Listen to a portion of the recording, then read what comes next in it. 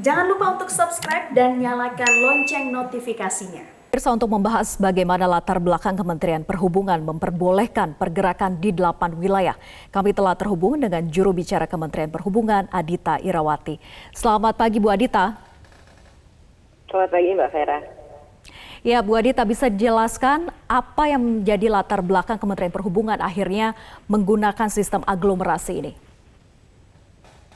Ya, aglomerasi ini sebenarnya sudah menjadi sebuah bagian dari ketentuan perjalanan orang di dalam negeri.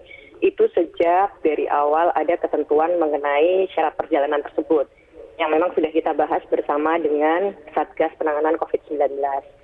Jadi seperti yang sudah sering disampaikan juga, aglomerasi ini kan sebenarnya kumpulan kawasan, bisa itu berupa kabupaten, kota, di dalam satu provinsi maupun dalam beberapa provinsi yang itu saling terhubung ya. Dan aktivitas masyarakat itu sehari-hari rutin terjadi sangat intensif, sehingga memang akhirnya di dalam masa pandemik ini perjalanan orang melintasi kawasan di dalam satu aglomerasi itu tetap diperbolehkan.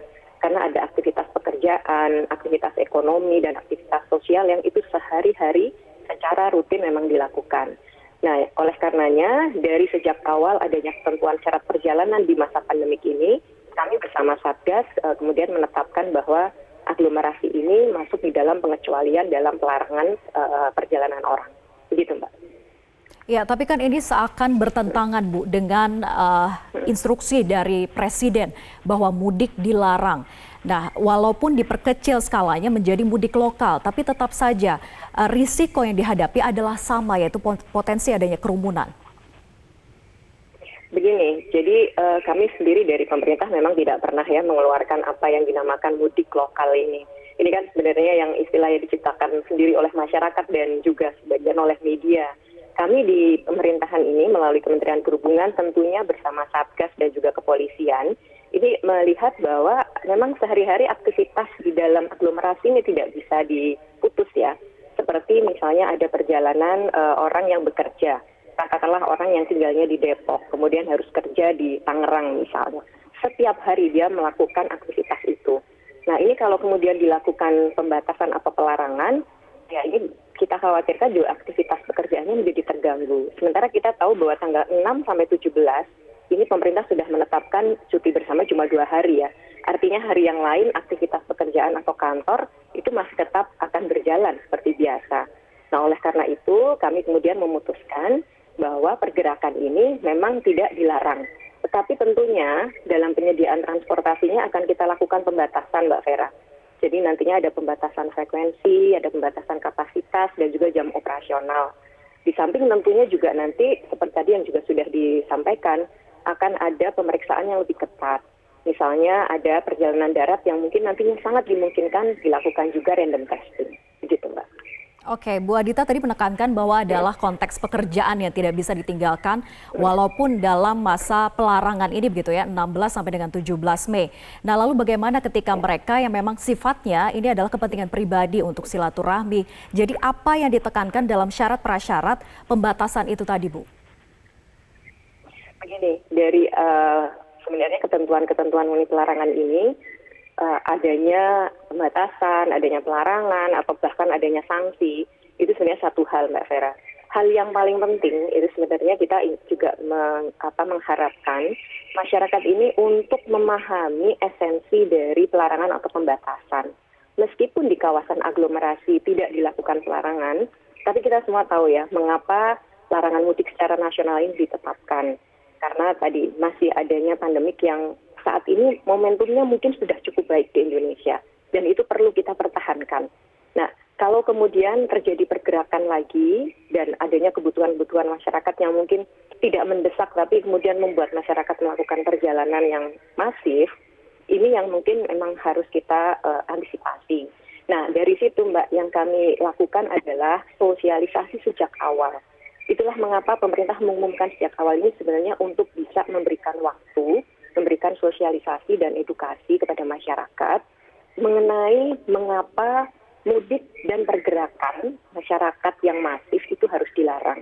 Termasuk sebenarnya kami juga himbau di aglomerasi ini yang diutamakan kan memang pergerakan yang sifatnya memang harus dilakukan ya, karena pekerjaan tadi, kegiatan ekonomi. Nah, untuk silaturahmi kami sarankan untuk juga dikurangi atau dibatasi, gitu Mbak. Baik, jadi sanksinya apa Bu yang diberikan ketika memang melakukan pelarangan atas ketentuan-ketentuan yang sudah ditetapkan? Kalau di kawasan aglomerasi karena memang secara ketentuannya kan sebenarnya tidak ada pelarangan ya Mbak ya.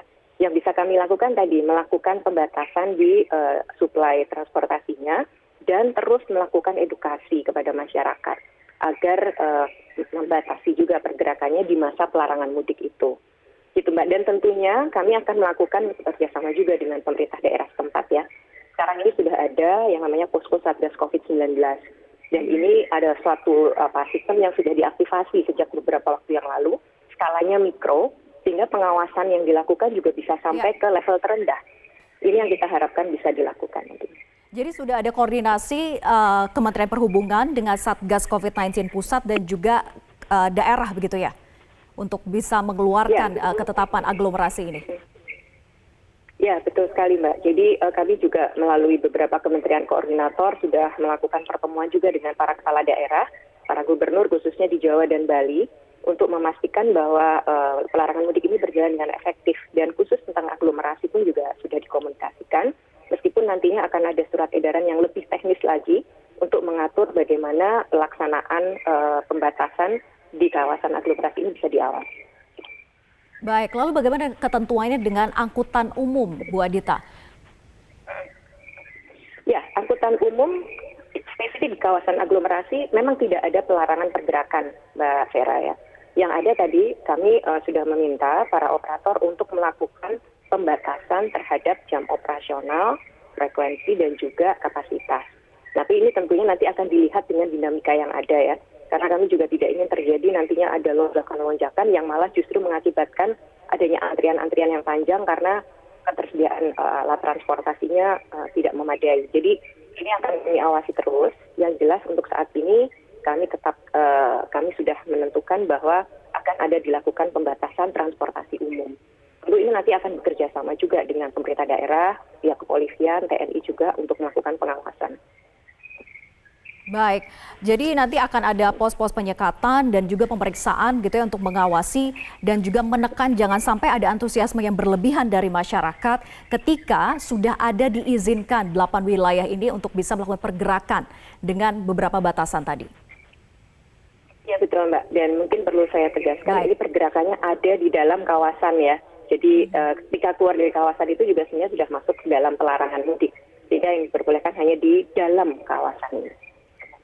Baik, kita harapkan semoga implementasinya nanti sesuai dengan ketetapan yang sudah diberikan dalam sistem aglomerasi ini dan tidak ada lonjakan peningkatan kasus walaupun ada sedikit pelonggaran dengan istilah mudik lokal ini. Terima kasih juru bicara Kementerian Perhubungan Adita Irawati sudah bergabung bersama kami di Metro Pagi Prime Time.